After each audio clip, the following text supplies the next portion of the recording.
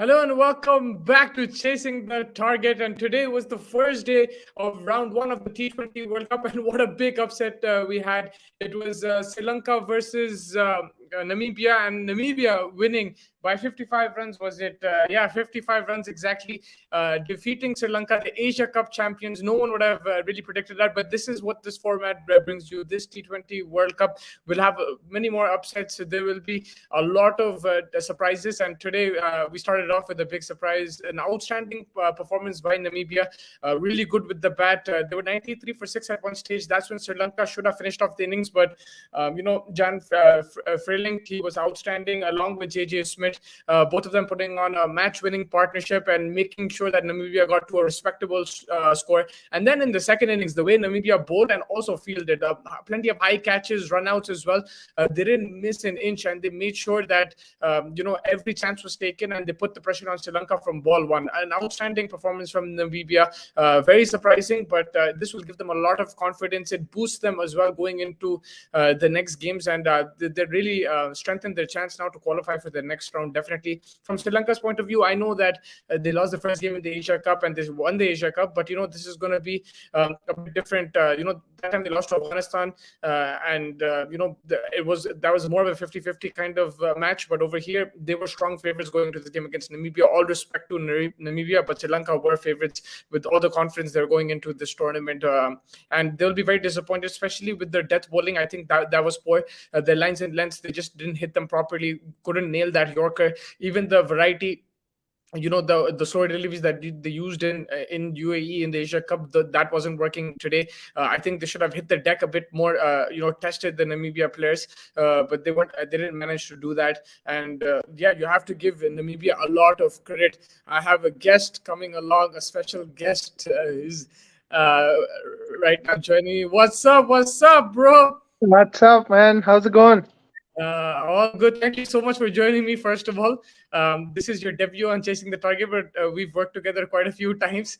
This excited to be on the new channel, man. It's been quite a journey for you to start this channel and everything. So it's good to be back. We did this together, and it's great to have you. You have great analysis as usual, and some stupid stuff you say as well, but I really enjoy that. All welcome on this channel. I want to start off. It goes with the flow, it goes with the flow. Yeah, I like that. I wanted to start off saying commiserations on today's game, man. Big surprise for Sri Lanka against Namibia. Did you expect that, bro? To be honest, I didn't expect that, but based on all the analysis that we've been going through in the past many episodes, for the people who've been already watching, you'll know that we've been talking about this. Sri Lanka has the vulnerability, especially in their pace department. They're reliant more on the spin conditions and better suited for conditions that have slower pitches compared to the Australian conditions that they're playing in right now. And I think Namibia exploited that really well. They had a plan. They went on with their plan, and I guess it's a scramble right now, especially for Sri Lanka going forward. Because if you had noticed, like Shanaka and everyone were kind of blaming each other in the team itself that they're not performing to their level or anything. So that's always a bad sign for a team, any team, especially in a World Cup. And it's something that they should come back. And to be honest, they could easily turn it around, like how they did in Asia Cup. They lost their first game badly on the first, badly against Afghanistan, if I'm not wrong, and then they bounced back and won the tournament. So anything can happen. It's a game of cricket, and it's only 20 overs, so you can never know. Yeah, but the thing is, the only difference for me is that, Afghanistan, I think going into that game, it was more like 50-50 or let's say 60-40. But this match, they were like 80-20 favorites, and that's why it's a much bigger. I won't even, you're overcompensating. I think they were 95% maybe. to be honest, right? Namibia Yeah. is not some team that is probably like the best of international teams or anyone to compete, especially for against a team that has already been playing so much international cricket. And it's not the first time they're Sri Lanka is playing in Australia. They have played many times. Namibia, maybe it's probably their first time, or maybe just a couple of times that they played in Australia itself. So going against that team, it's something that they cherish, and they were the underdog, so they had nothing to lose, and they gave their heart out. There's a message for you. A punter saying he likes omelets, Vinay. I'm not sure what that reference is, but he's saying I still don't know. Sri Lanka is the new Italy. Punter is making a lot of football references these days. He's gotten into football last couple of seasons. Um, yeah, I He's think he's thinking about retiring from cricket now that he's not getting that many opportunities. So well, trying to Punter will change his always life. say Punter can't miss the cricket, but he's really into football these days. He's watching games I'd never expected him to watch. He's talking about Brighton players and stuff. But he's like winners use Asia Cup, not qualifying. I feel that Sri Lanka still has a good chance to qualify, but Yeah, they'll have to really step it up. But Namibia, man, outstanding. I knew about Smuts, but today it was. The other guy, what's his name? Freilink. Freilink. I don't know how to pronounce it, bro. But he all-round performance. yeah. Oh yeah. I Two. haven't, to be honest, I haven't seen the scorecard yet. But overall, like hitting 163 on these kind of pitches, especially Look at against the an innings, bro. 44 of 28 and really good shots. He was particularly severe in the death overs. He played the pull shot really well as well and outstanding, I think, the way he batted. And J.J. Smith also gave him the right foil, basically, and they both attacked.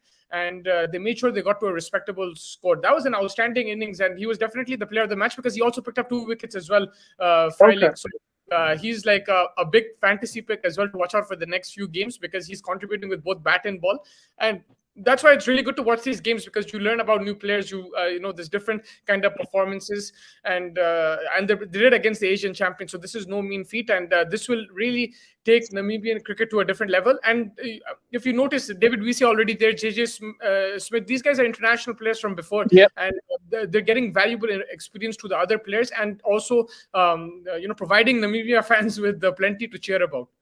Yeah, and that's the main thing that Namibia needed, right? Like, I remember back in 2003, they did win few games in that World Cup as well, and it all was good because of the experience that some of the players that were already playing brought into the team, right? David Vise is he's been playing all over the world with different teams and stuff, so I guess that's what experience helps in a particular team. And something similar, like there are a lot of associate teams that a lot of people are kind of hopping to, especially like USA and stuff at this point. And you might not be surprised by when these teams actually come up and perform well against any of the international teams that are there. Yeah, and from Sri Lanka's point of view, again, you mentioned this. Don mentioned this quite a bit in the previous podcast that they're going to struggle with the pace and bounce in Australia, and that's exactly what happened today with the bat. They just didn't manage anything. They were struggling, and then towards the end, they just capitulated. They never got going with the bat, and they really struggled in these conditions. Of course, Namibia bowled and fielded really well. They took all their catches. They took a lot of skiers as well. Got some runouts, but yeah, Sri Lanka just did not adjust to the pitch properly. And there were like before the game itself, I felt that there were more talks about them in the media, and especially like I heard Rajapaksha saying that he's eyeing for the player of the tournament this year, right? Yeah. So like when the games come, you have to talk with the bat and ball rather than talking off the field, and that's what they got them.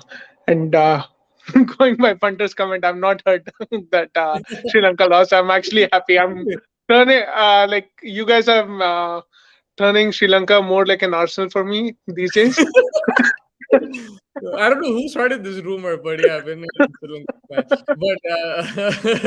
Yeah, the guy who's doing the podcast right now started the rumors. uh, But yeah, look, honestly, like from Sri Lanka's point of view, Yeah. I think this is a learning curve. They're a young team. There's going to be a lot of highs and lows. Adapting to conditions is something that is going to be difficult initially, but that's something that they will have to rely on. And Don mentioned this earlier that they're used to playing in UAE and subcontinent conditions. In the last two, Yes. 3 years, they barely played outside of the subcontinent, especially in the Sana countries. So I think this was a big change for them, and it's a learning curve. Even if they don't qualify, it's something that they will have to take. And I think the Sri Lankan board has to make sure that they tour properly, because I know there's a lot of problems in that Yep. country. There's a problem with the cricket board as well, and they'll have to take that as a learning and definitely schedule more tours, because this team is still very talented. You still have some really good pacers there. They have really good spinners as well, and the batting as well. Plenty of players play in different roles, whether it's the opening batsman, or if it's Rajapaksa in the middle. They have plenty of talent, but it's about adjusting to conditions. You can't expect them to Yep. play 5 years in the subcontinent and then suddenly go to Australia and start going bang from ball one. I believe they played some games just before this one as well, and they have some injury concerns as well in the last moment and stuff. So I guess overall they need to just come back stronger Yeah. and try to improve on what they already are famous for, and they are a capable side. It's not like they have good talent. It's just utilizing that talent and performing to that level. Yeah, and the thing is, look, also like you say, they did play a few warm-up practice games, but not on the level of like Pakistan and Bangladesh went to New Zealand, West Yeah. Indies went to Australia, England went to Australia, so it wasn't much preparation for them. Yes, India was playing in South Africa against South Africa at home, but then they play two practice games at the WACA. They're trying to get used to conditions, so that's something that Sri Lanka I think have lacked, and it's something for their team management to definitely try to work on in the future. Yeah. But yeah. The other game, Vinay, was UAE versus Netherlands, a low-scoring thriller at the end. UAE fought well, in the last stages of the game. Junaid Siddiqui, in particular, was outstanding. That spell, he bowled some fabulous Yorkers. But Yeah. Netherlands showing that they're a strong team, and I always had them, maybe not the favorites, but one of the teams to qualify for this next round. And again, a very good performance by them. Yeah, I'm surprised you're not wearing the jersey today, just like you did a couple of episodes ago. But yeah, it's another team to watch out for. It's they have some international experience from previous World Cups and stuff, so I guess they just have to utilize it. And I'm surprised Van der Merwe didn't perform that well for the team. I'm surprised he's still playing, bro. Yeah, He's he's still what, playing. 40 now? Yeah, I don't know how old he is. I'm surprised he's playing. I still remember him in 2008, I think, the IPL, or 2009 against Deccan Chargers. He was playing that final, and he's still playing. But it was Bas the lead who really impressed me today. He picked up 3 wickets, and he nailed those Yorkers in the death overs and applied the pressure. But even in the beginning class, in his economy of 3.25 made sure that UAE didn't get off to a flyer. If you look at UAE's opening, Chirag Suri is more of an anchor, but Mohammad Wasim is known to be a six-hitter, right? But he was struggling, and his strike rate was 87. In the beginning, I think Chirag was 1 of 12 balls, and Wasim was around 3 of 8, 9 balls. So they were both struggling to get the Yep. to get those boundaries. And in the end, those first 3-4 overs were the difference, because Netherlands, on the other hand, made use of the power play somewhat, and then they kind of tailed off towards the end. But in the power play, the first 3 overs, they hit like around 25-30 runs. And I Yep. think that was the difference. You have to utilize the power play. You can't treat it like a test match. I know it's difficult as well for UAE, but that was the difference. But they fought well. I'm not too disheartened by their performance. To take it till the second last ball, I think you have to give them credit there. The bowling was really good at the death, and that's something that they can bank on going into the other game. Junaid Siddiqui, 4 overs, 24 runs, 3 wickets. Yeah, and like Australia is known for their big grounds, so utilizing the power play is very crucial because that's when the field is in. And 20 overs is not a game where you can have too much time in your hands as a batsman, especially. Right, so utilizing those gaps, especially in the power play, is very crucial, and that's going to be the theme for the tournament as well. So hopefully that teams will learn from this and keep going on. Yeah, 100%. And before we get to tomorrow's game, Vinay, I'm actually, let's, you want to go to tomorrow's? No, no, let's wait. Let's talk about something. Let's talk about the news around the T20 World Cup. And this is where I'm going to bank on you. There's a lot of pressure on you now because this is your passion. Your passion is to absorb information and distribute information. Whether you call that journalism, whether you call that gossiping, whether you call that whatever you want, but this is what you are made for. So let's move on to our next section, Vinay. Here's the intro, fresh off the press, bro.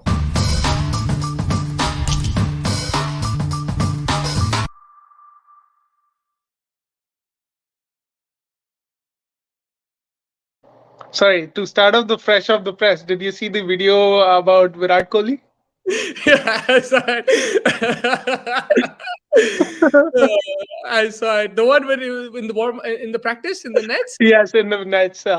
When Huda comes, I'll leave.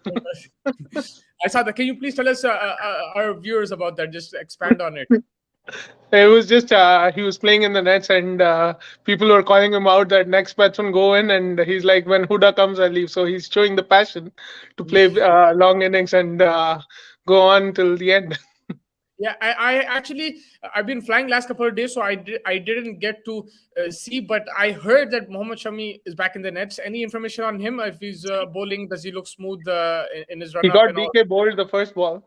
Oh wow, good to know. I didn't know this. Good Yeah. to know. Yeah, So so he's, DK he's got the bowled the first ball when Shami was bowling. So he's been bowling good, apparently in the nets and stuff. So he is looking solid to start. And Dravid is kind of banking on that experience because I feel that they might not play Bhuvi in the first game and might get Shami in with Arshdeep and Harshal hmm. and see where it goes. It's just a gut feeling that I have because I think Bhuvi has been struggling a lot, and with these pitches not conducive to too much.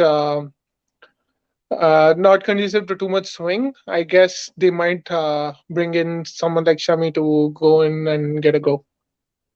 Yeah, but and you're looking at Shami starting that Pakistan game?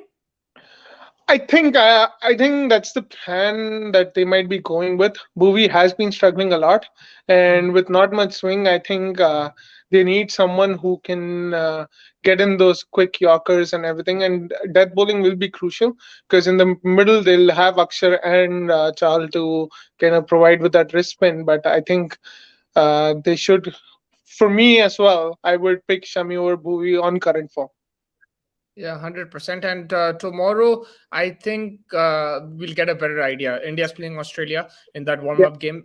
So we'll get an idea of how Shami is playing, how Bhuvi is playing. I honestly feel, they might not go with Shami initially, but we'll get a better understanding from the warm up games. And they're playing Australia and New Zealand, so it's good opposition. But again, how much are you going to take out of that warm up game is another thing. If he does pick up wickets, you might just say it's just a warm up game. If he doesn't, if he gets hit, then they'll say, okay, definitely he's not starting. So Yeah, it will be a bit tough, I think, for Shami that way. But I agree with you. I think he gives you that extra pace with that swing, right? So he becomes a bit more lethal in the power play. yeah. Maybe you go with your experience first in a big game against Pakistan. Maybe you go with experience first, but then that would be a bit too harsh on either Harshal Patel or Arshdeep in that way.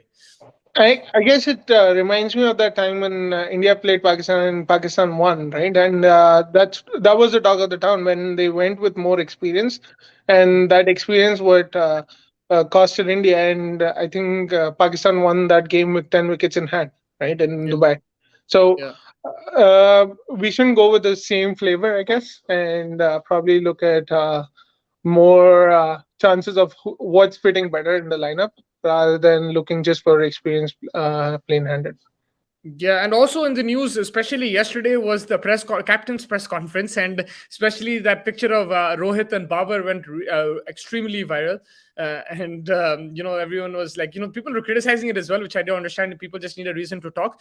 Yeah, But that press conference was towards when Rohit and Babar walked in, more than a world team press conference, world captain press conference, is more an India Pakistan press conference, and a lot of respect between the two sides, and both of them basically getting questioned the most.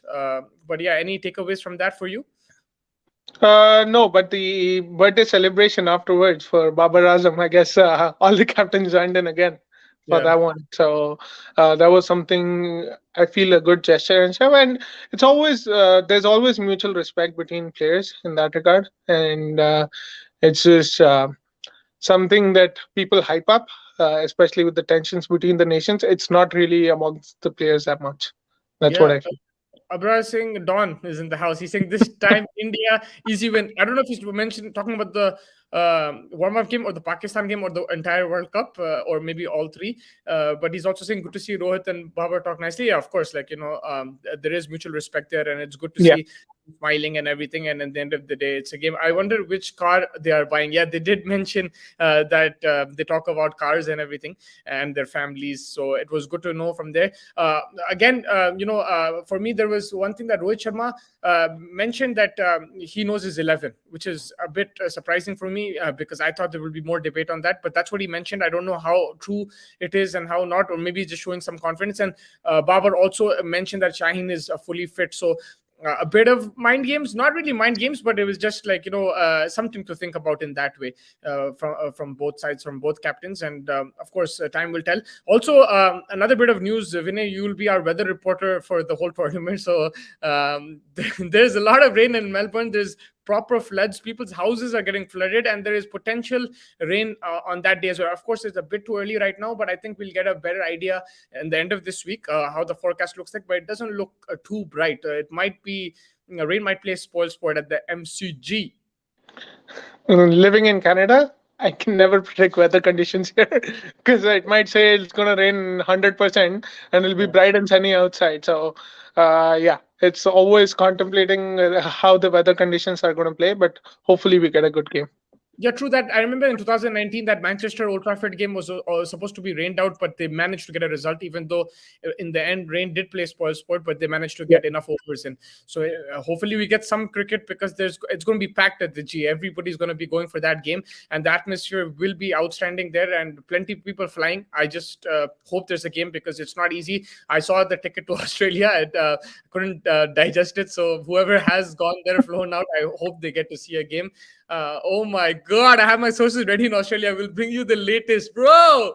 I know what you're talking about here at Chasing the Target. So, yeah, do join in. Don is not joking. He does have sources in Australia, so he will tell us about the weather updates and everything. And he Don, does. just an FYI, I'm not in Australia, I'm in Canada right now. I don't think he's talking about you. Don knows that he's mentioned it before. I don't want to reveal his sources. I think exactly I know who he's talking about, but there is definitely Don will give you give us Wait, that in wait, terms of is Don's source Urvashi Rotela?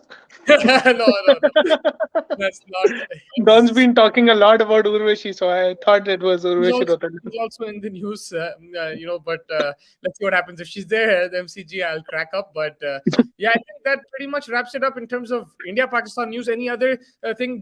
Cameron Green, he's not in the squad, is he? He is not. Not in the final 15. I don't think he's been drafted into the final 15. They're Yeah. still sticking with Steines and Marsh, but he's always a able backup, I guess, with Steines or Marsh getting injured. He should be able to come in at any given point. And India is definitely going to miss Bumrah 100%. They're going to miss Jadeja. Yes. But how much of it is a boost to Pakistan getting Shaheen and Fakhar Zaman back? Do you feel it's a psychological edge, or do you think it's a risk and it could go either way?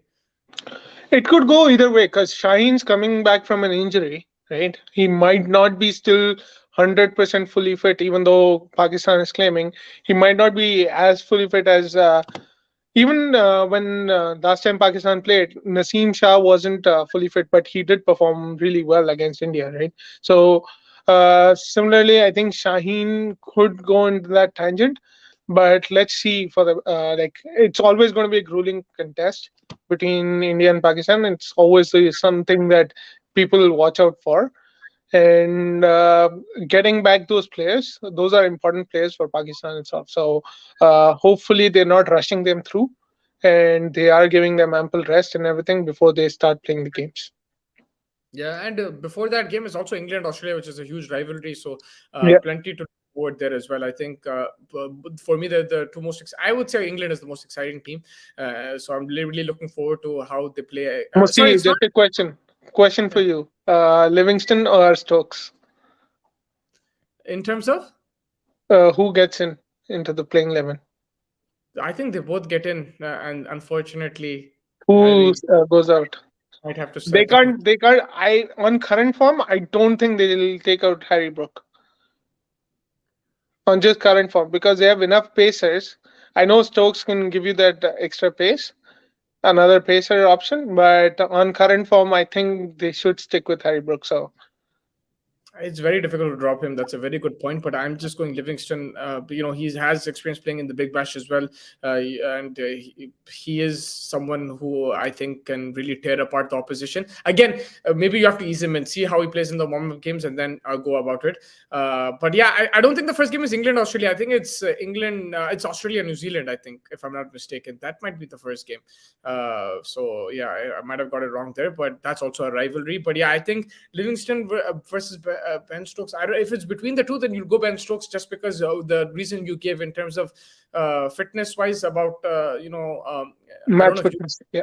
yeah, match fitness. So I think that's the only reason. Ben Stokes has already played that match, the series against Australia, the bilateral. So I would probably go with Ben Stokes. I'll never drop Ben Stokes. For me, he's the best all-rounder in the world, no matter what happens. And I think he will struggle initially, and he has not been England superstar in the T20 format by any stretch of the imagination. He actually Yeah. lost them a World Cup final, T20 World Cup final. But he's a big match player. He can, in any department, he can step up. And for me, just that guy needs to be in the team. And that's why I'm going to go I probably. feel even though he might not be performing, but the kind of body language since he got the captaincy has kind of changed, is what I feel, and it's for the positive. Even if he's not performing and stuff, it's not showing on his face. He's being very positive about it, right? Yeah. And I feel that that's something that he has learned from that mental health break that he actually took, right? Yeah. So I think that has helped him a lot, and that's something that is going to help him in the future as well. Yeah, 100%.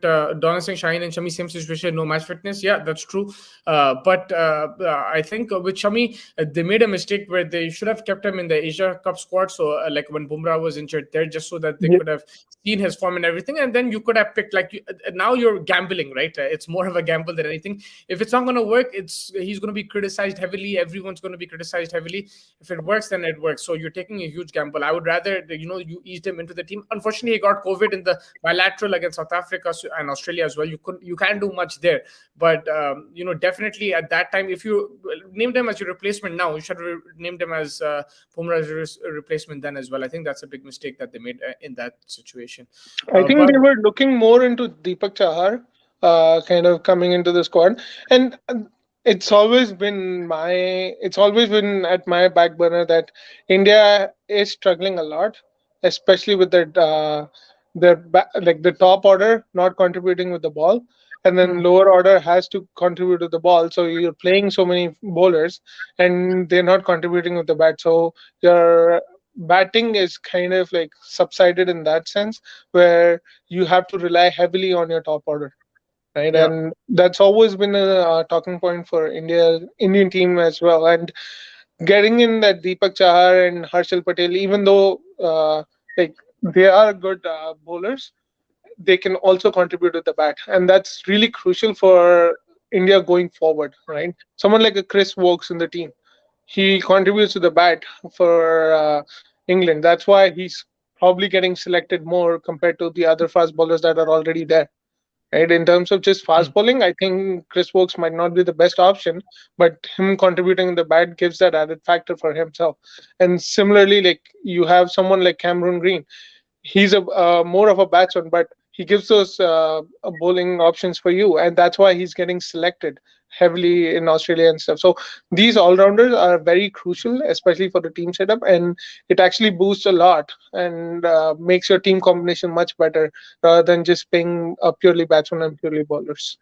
Yeah, Vinay, before we move on to the next section, I wanted to ask a question because I think you are the best to answer this. You have much more knowledge than me in this situation. The bowlers, the lengths and lines the bowlers should bowl. Like with the fast bowlers, we saw it today. It was very obvious that you hit that hard length, but then you have to nail the Yorkers and the death overs. That extra pace will be conducive in these conditions. But as a spinner, you've played in a lot of different conditions and everything. You have knowledge about Australia as well. I mean, you've been following cricket since since you were a kid. Your dad has toured so many places. So in Australia, as a spinner, I give you the ball. You're an off spinner. Even if you're a leg spinner, what length are you trying to hit? What line you're trying to hit? And what is your game plan, especially in the middle overs? Because yes, it might not turn as much, but you do get some extra bounce. But in a T20 format, what is I give you the ball. What is your strategy going into in a T20 game in Australia? See, the grounds are big. The grounds are like conducive for spin bowlers, and that actually gives you that added advantage as a spinner when you come into Mm, ball, that the grounds are big, so I can actually toss up the ball, right? mm. And hopefully someone missed times and the catch is taken. It's when there's not much pace, it's difficult to hit like outside the boundary and stuff. So you get that added advantage as a spinner, especially the wrist spinner who's touring, like someone like even in Chahal, right? What if you remember that game when he came as a concussion sub, before all the games before that when he played, he was getting tonked all over the park in Australia. That inning when he came as a concussion sub for Jadeja, he tossed up the ball and he picked up 4 wickets. So Mm. that's what that mindset should be. That these are big grounds. These are grounds where I should be happily tossing up the ball and not giving them pace and trying to fetch wickets based on that. Yeah, and the ground dimensions will be slightly different. In Adelaide, the longer boundaries are the mid or long on, long off, whereas in Yep. Melbourne, it's the square boundaries. So if you're playing for example, in Adelaide, you'll toss it up, you'll want them to hit you down the ground, and you can get caught there. But if it's the square boundaries, would you like to them to bowl it a bit, in terms of good length, or drag your length a bit back and put some pace on it so that they try to hit you More on the towards cuts, cow yes. More on the corner, cuts, and yeah. Yeah, yeah, I'll try to and bowl that will more also on give the you that cuts. extra bounce, right, Vinay? If you Exactly. yeah. Yeah. So I think some very good insight from you over there. But Vinay, let's talk about tomorrow. So let me put the intro for tomorrow. So we'll look at some players to watch out for in tomorrow's games. So West Indies is playing Scotland and Ireland is playing Zimbabwe. Some decent games to watch out for. So I'll get your fantasy picks for tomorrow.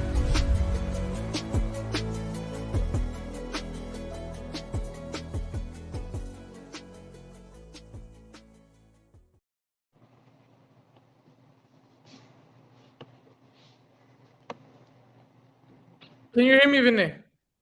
Yes, I can. Yeah, I think I don't know if that thing played because there's something wrong with my internet. But It did play. yeah, I did hear the oh, it noise did. and stuff. Yeah. Yeah. Okay, perfect. Okay, so tomorrow, let's go first. West Indies, Scotland. The players you're watching out for me. I'm going Nicholas Pooran. He's Sunrisers Hyderabad. He's the captain of West Indies, and it's time for him to show consistency, bro. He has a lot of talent, but I need him to, turn that talent into consistency, get big runs for his team, and with Hetmeyer not there, a lot of responsibility on his shoulders, and also how he manages the team in the field. There's been a lot going on in West Indies cricket. Andre Russell is not in the squad either, and yeah, for me, he has the talent, and definitely, if not in the next round, in this round, he needs to be that guy who steps up.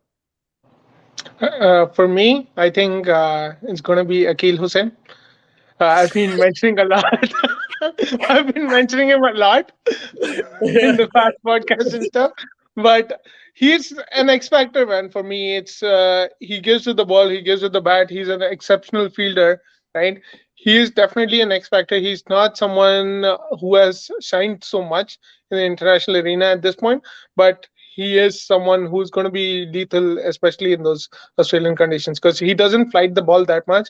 He is going to get some bounce when he's going to bowl, and he has mighty power to easily hit those sixes. So I think he'll be my player to watch out for.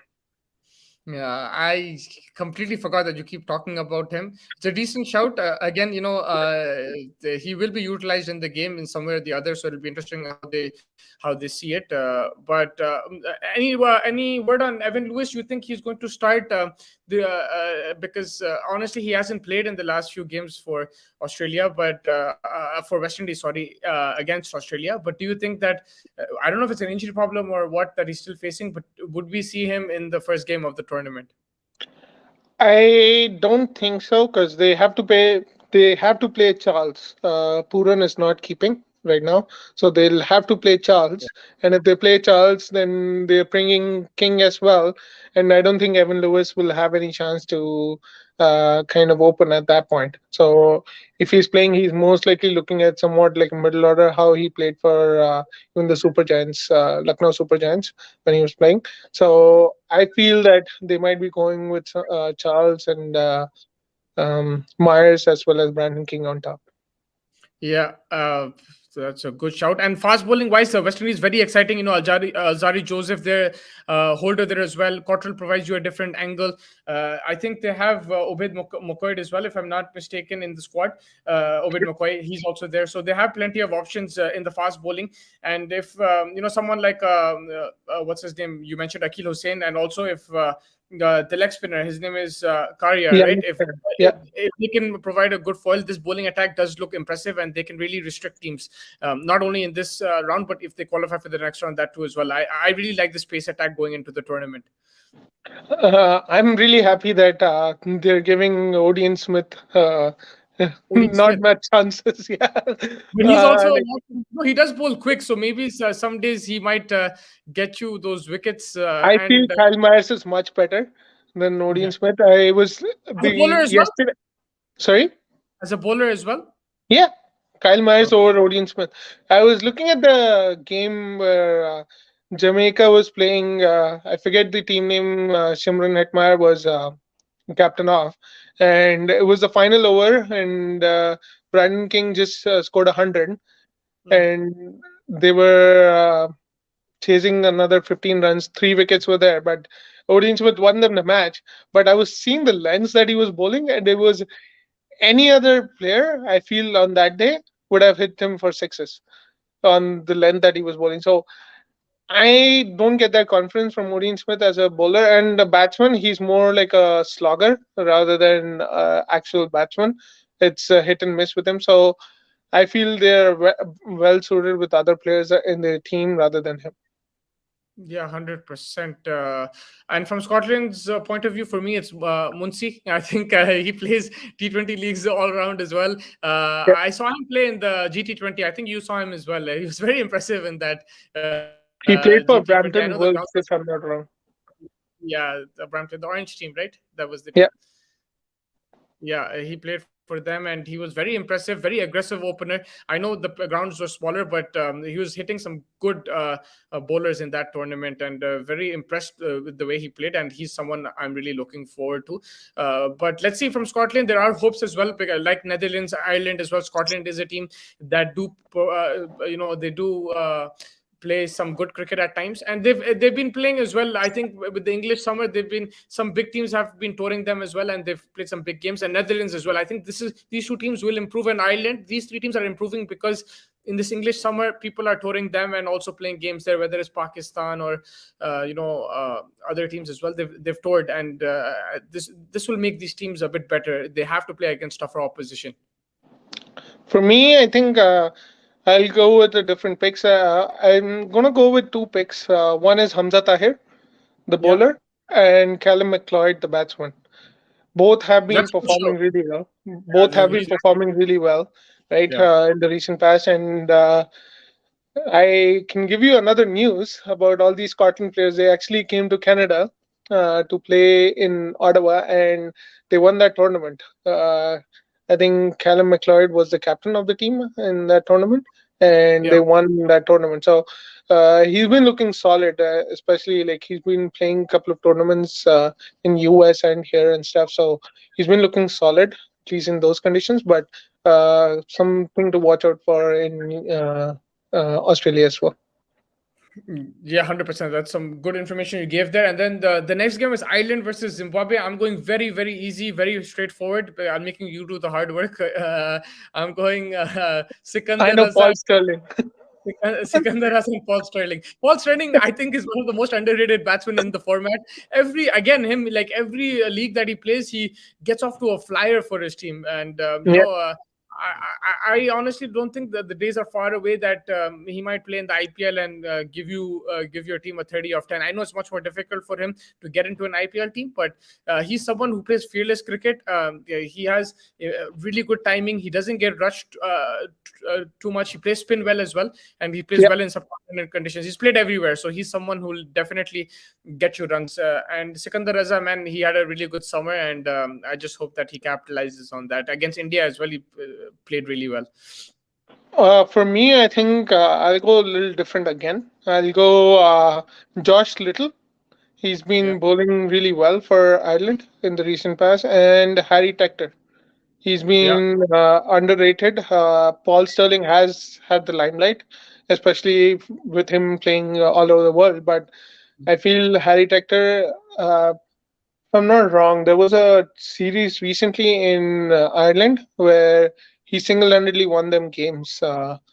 In certain games and stuff. I don't remember who the opposition was, but Harry Tector really performed really well in that series. So I think he'll be someone to watch out for as well. In terms of Zimbabwe, um, I really love the name, but I don't know how he's going to perform. It's Blessing Muzarwani. He played in that tournament in Pakistan as well, and he was bowling really well in that tournament in the PSL. But hopefully, he can emulate the same form that he had there in Australia as well. Yeah, they have some And good Sikandar experience. Raja is like evergreen player for Zimbabwe at this point. So Yeah, they have some good experience batting there, like Craig Irvine, the captain, and then yeah, Sean Williams as well. These Sean guys are Williams. they've played international cricket for a while now, so I don't think it'll be that easy for Ireland. Although I consider Ireland going favourites in this game, but I like looking at the Zimbabwe squad. I don't think it's going to be that straightforward, and probably the team that bowls better will probably win this game because I think there are batters in both teams who can provide destruction. But if you get someone like a Paul Sterling early or a Sikandar Raza early, that gives the opposition the edge in this game. I think that's Yeah, how I look at it. and then I was just looking at their last five match history. It's 3-2 for Ireland. So Ireland's our favorite, but you can never count out Zimbabwe. They can have a series something like 99. Yeah. They can always do Zimbabwe, so Yeah, you never know.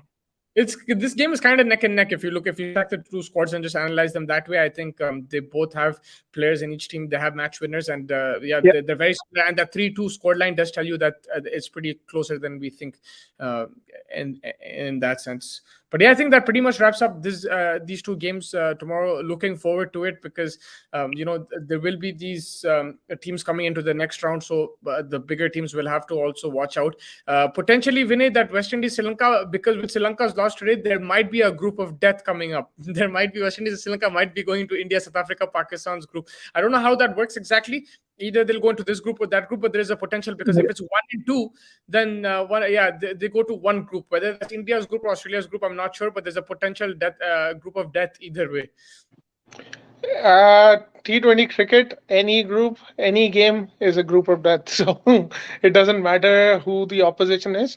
It just, yeah, I would prefer India not getting West Indies or Sri Lanka, but it's good cricket to watch out for. So let's see what happens. Yeah, and from the umpiring point of view, what would you like to see in this tournament? Like anything different? Because since the DRS has come in, umpiring has been an issue. But if you saw in that India South Africa series, there's pretty good umpiring there as well. Ravi Shastri was gloating about the umpiring, and yeah, like anything from the because you have experience in this, and your dad has been an international umpire. For anything that you want to add in terms of umpiring, what you would like to see in this tournament? To be honest, like something my dad has actually quoted in one of the interviews and stuff, like umpiring has become more of a eye-catching thing for people now when they're watching cricket because of the DRS, right? So DRS does help the team if they are like if they feel that the decision is wrong or anything. But at the same point, the lens on the umpire is more scrutinized now with the DRS rather than without the DRS previously. So that's why you're seeing that more of these errors and stuff coming up too more often and people getting judged based on that. But of course, like as a player, when you're playing, you don't want to get out on a wrong decision, right? I've had plenty of those issues in my career, playing cricket and stuff. And so many people have issues like Buckner for Sachin Tendulkar, right? We've seen so many horrendous umpiring decisions that have gone through, but such is the nature of the game, right? People make mistakes, and you just have to move on with those mistakes. It's not that the umpire has anything against the player; it's he's trying to do his job, and sometimes they fault at their job. 100% valuable input over there. That pretty much wraps it up. Vinay, anything you would like to add? Of course, we'll definitely discuss more games as the tournament progresses. We'll look at favorites and everything, and we'll analyze the games. We'll have some fun sections. But yeah, anything that you would like to add? Faiz भाई किधर है आज? That's why छुट्टी पे है. He'll be back hopefully tomorrow. But looking forward to all of us having a discussion as well. I think it'll be Yeah. much it'll be fun. But yeah, I think that pretty much wraps it. Do you have anything you like, anything else that we forgot to discuss? Just an idea. We should probably do like once the teams are all locked in for the final group stage, we should do one player from each team kind of thing and see their 11. squads. Yeah, Yeah, I think see the squads.